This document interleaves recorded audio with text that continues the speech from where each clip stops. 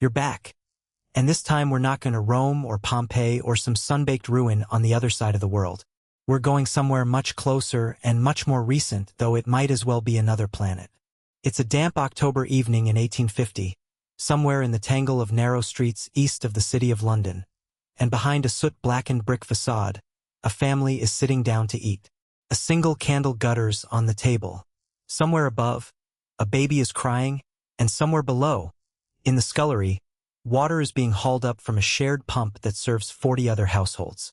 Nobody in that room has any idea that within 4 years, an invisible killer moving through pipes and gutters just like the ones outside their door will change the way cities like this one are built forever.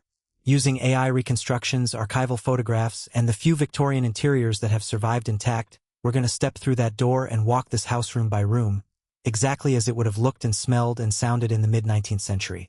And by the end, I'll show you what's left of streets like this one today, tucked between glass towers and coffee shops, still standing if you know where to look. To understand this house, you have to go back a little further, to the London that existed before it became the smoke-choked capital of the world's largest empire. In the late 1700s, this stretch of the East End was still semi-rural in places, dotted with market gardens, weavers' cottages, and the occasional grand townhouse built by merchants who wanted to be near the docks but not quite in them.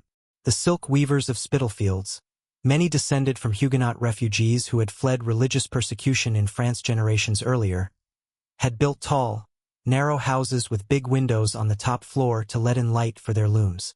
Nobody building those houses could have guessed that within a lifetime, machine-made textiles from the new factories up north would gut their trade, or that the neat terraces they raised would be subdivided again and again as London's population exploded, swelling from under 1 million people in 1800 to well over 2 million by 1850. The geography mattered enormously here.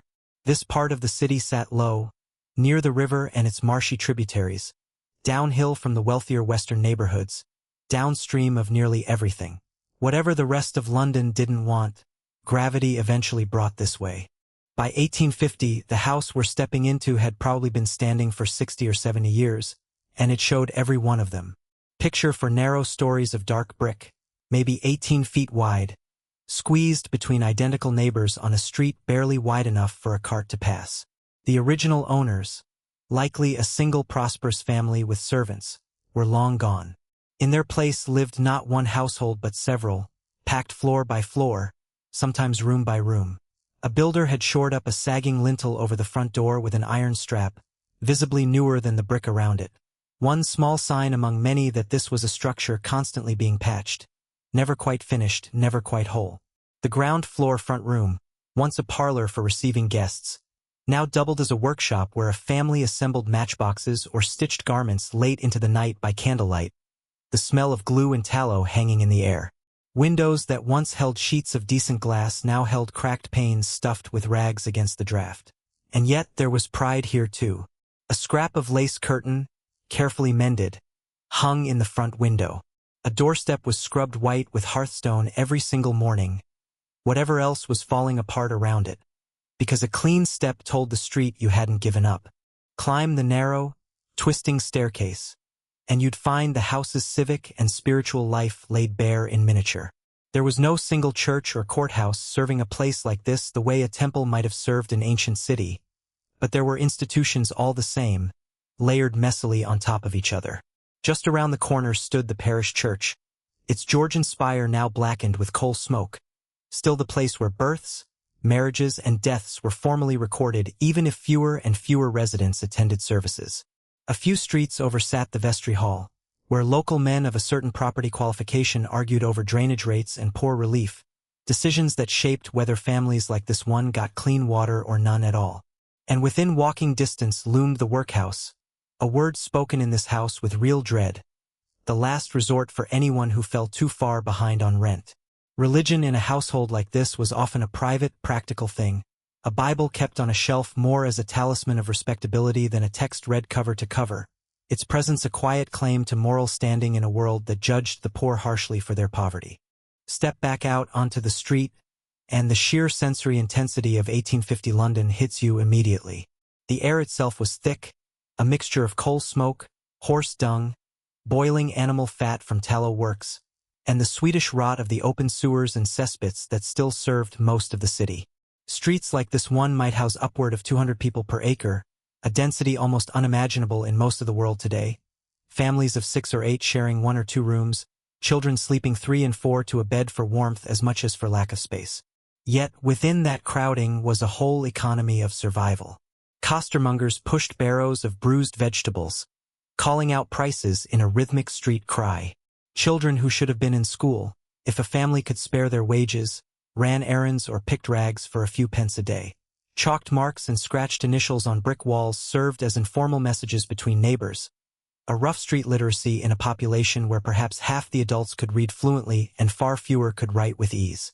And at night, when the gas lamps came on along the wider thoroughfares, the poorer courts stayed dark, lit only by whatever candle or rush light a household could afford, so that a walk home after dusk meant navigating almost entirely by memory and sound.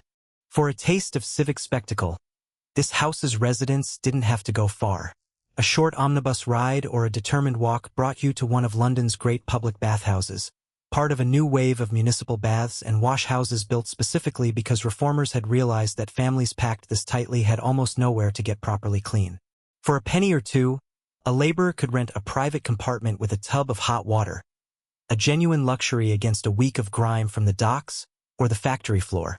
On Saturday nights, the local music hall drew crowds by the hundreds, its gas-lit stage hosting singers, comedians, and novelty acts, a boisterous, beer-soaked democracy of entertainment where dockworkers and clerks sat shoulder to shoulder, and more than one hall had, in living memory, seen a gallery balcony creak alarmingly under an overexcited crowd. It was loud, cheap, and treasured, a weekly release valve for lives that otherwise ran on relentless, grinding routine. Now travel west, just a few miles, and you'd find a very different kind of house entirely. A grand stuccoed townhouse in a fashionable square, home to a wealthy merchant or professional family. Here, marble fireplaces and gilt-framed oil paintings replaced cracked plaster and rag rugs. A butler answered the door. Below stairs, an invisible army of servants, cooks, maids, and footmen kept the household running so seamlessly that the family upstairs rarely thought about how their hot water arrived or their linens stayed pressed. The dining room alone in a house like this might be larger than the entire footprint of the East End dwelling we started in. And yet, quietly, unglamorously, it's worth remembering this here.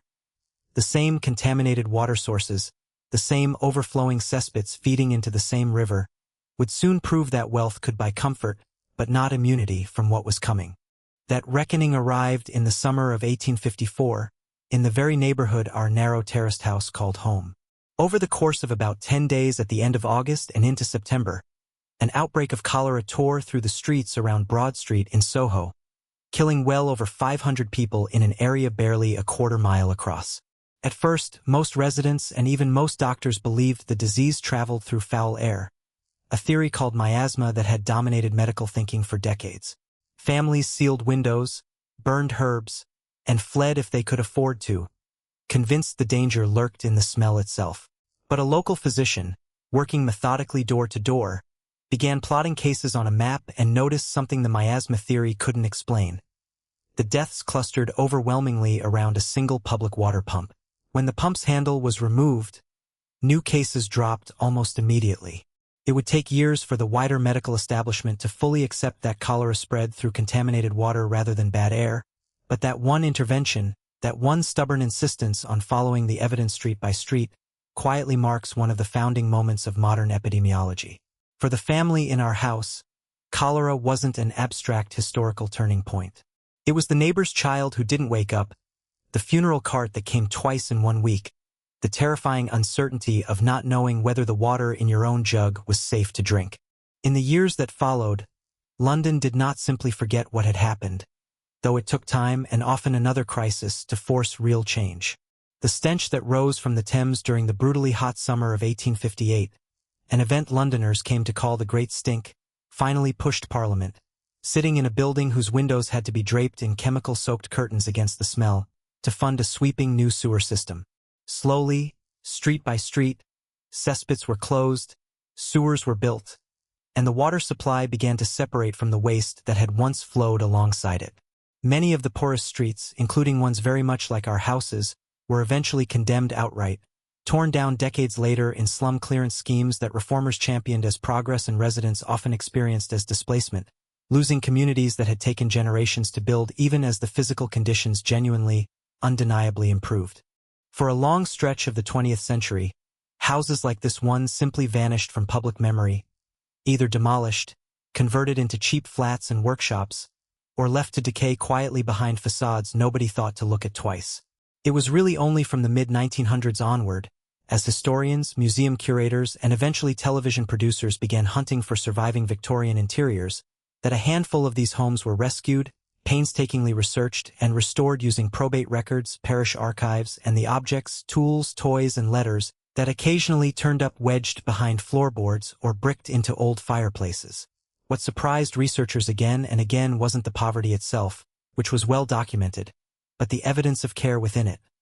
Mended clothing stitched with real skill, a cheap print carefully framed, a child's slate still marked with half-finished letters, small, stubborn proofs of dignity maintained against very long odds.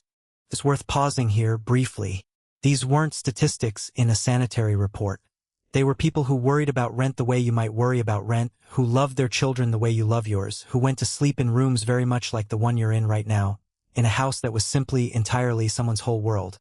Walk those same streets today and the transformation is almost dizzying. Some of the old Spitalfields terraces still stand, beautifully restored, their weavers' windows once again catching the light, now some of the most sought-after addresses in London. A few interiors have been preserved or meticulously recreated as house museums, allowing visitors to climb the same narrow stairs, stand in a parlor lit only by candlelight, and feel, just for a moment, the tight, close human scale of that vanished world. The site of the infamous water pump is marked today by a small granite curbstone and a nearby pub that still bears the physician's name, a quiet, permanent nod to the moment scientific observation began to win out over guesswork. The great Victorian bathhouses, where they survive at all, have often become gyms, art centers, or boutique hotels. Their original tiled grandeur restored and repurposed rather than demolished.